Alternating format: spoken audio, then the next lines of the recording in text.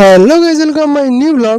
হ্যাঁ, আজকে আপনাদেরকে এই পাকা বাড়িতে নিয়ে এসেছি, কারণ আজকে আমি আপনাদের বলবো একটা আমার বড় একটা অ্যাচিভমেন্টের কথা। আপনাদের কাছে এটা বড় নাও হতে পারে, কিন্তু আমার কাছে এটা খুবই বড় অ্যাচিভমেন্ট একটা।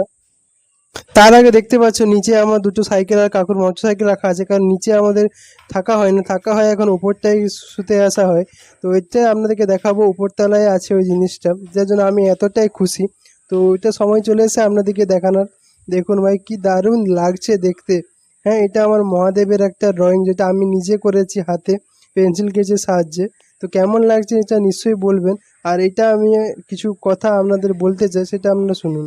এত ভালো লাগছে যে আমার আঁকা আমার গ্রামের বাড়িতে টাঙানো আছে, খুবই ভালো লাগছে।